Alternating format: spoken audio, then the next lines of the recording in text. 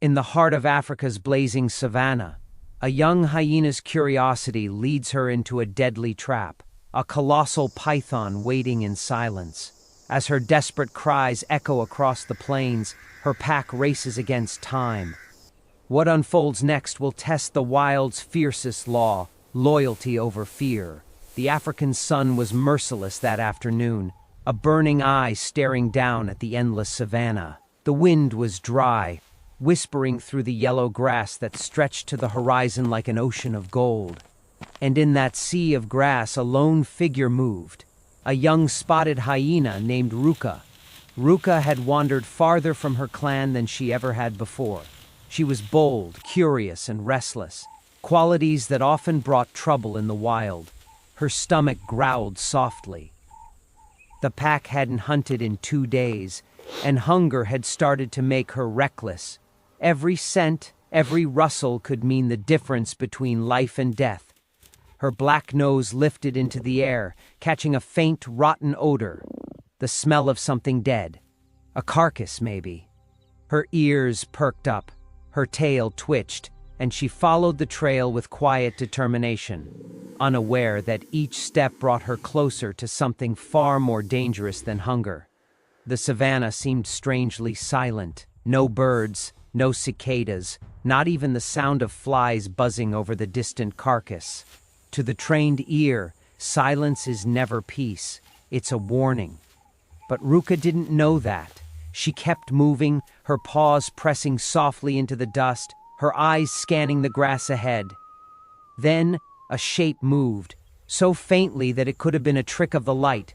Under a cluster of acacia roots, a massive African rock python lay in wait. Over 20 feet long, thick as a man's thigh, its scales glistened like burnished metal, patterns of brown and gold that blended perfectly with the ground. It hadn't eaten in weeks. And now, it was hungry too. Ruka stepped closer, her nose brushing against a piece of decaying flesh, maybe from an antelope that had died days earlier.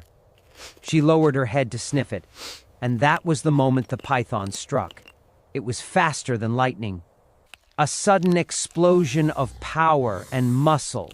The serpent launched forward, its body wrapping around Ruka before she even had time to yelp. In seconds, she was trapped, her legs pinned, her chest crushed beneath the snake's coils. The young hyena thrashed wildly, clawing at the dirt, gasping for air. Her sharp teeth snapped, but they met only scales and strength. The python tightened again, its muscles rippling under its patterned skin, each squeeze forcing the breath from her lungs. Ruka's panicked cries echoed through the grasslands, short, broken sounds of pain and fear. Far away, carried on the dry wind, those cries reached the ears of her pack. 3 hyenas lifted their heads from a shaded ravine. The matriarch, Nora, recognized that voice instantly. Her eyes narrowed, her body tensed. It was Ruka, the youngest, the curious one, and she was in trouble. Without hesitation, Nora let out a sharp, echoing call, a command. The others responded instantly. The pack began to move, running full speed toward the sound, their laughter-like calls echoing across the plains. The python sensed something coming. It paused, its cold eyes darting toward the horizon.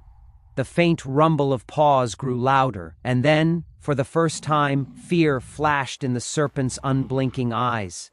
The rescuers were coming. The ground trembled with the sound of pounding paws. Through the shimmering heat, 3 hyenas emerged from the horizon.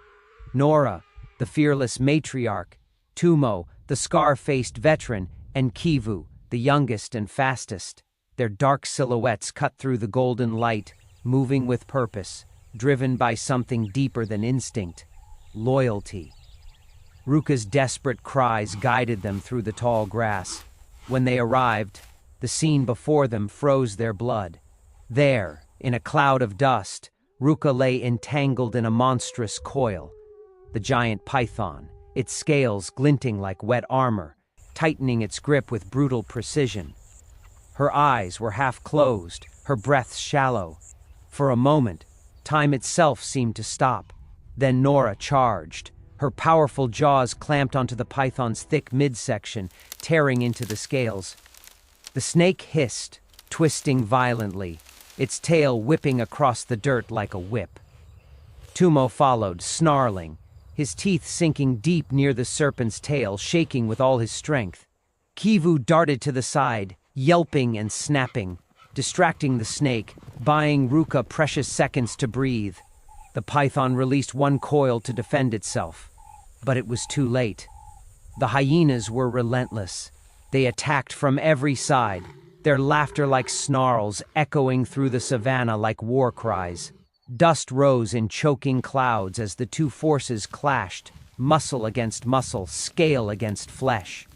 The python coiled again, this time around Nora, trying to crush the life out of her. But Nora didn't give up. Her powerful jaws clung tighter, ripping open the snake's flesh until warm blood stained her muzzle. Ruka, weak but alive, staggered to her feet. Her legs trembled, yet her spirit burned. She turned back toward the fight, snarling softly, as if refusing to leave her family behind. Kivu saw an opening. He lunged forward, biting the python just below its head, shaking violently until the serpent's body began to loosen. Tumo joined him, tearing again and again, their combined strength overpowering the predator. The python tried to retreat, dragging its heavy body toward the bushes, but the pack wasn't going to let it escape. With a final surge of fury, Nora and Tumo lunged together, pulling the snake out into the open. It thrashed wildly one last time, then fell still. The battle was over. Silence fell over the savanna. Only the wind and the labored breaths of the hyenas remained. Nora released her grip, her sides heaving. She limped toward Ruka, who lay exhausted in the dirt. For a moment, the matriarch simply looked at her, then gently licked the young one's face, cleaning the dust and blood from her fur. It was not just affection, it was forgiveness, a reminder that even in the wild, family stands together. As the sun began to set, painting the sky in red and gold, the pack gathered around Ruka. They had survived, not because they were the strongest, but because they were united. In the savanna, life and death balance on a knife's edge, and sometimes the fiercest battles are not fought for food, but for love, loyalty, and the unbreakable bond of the wild.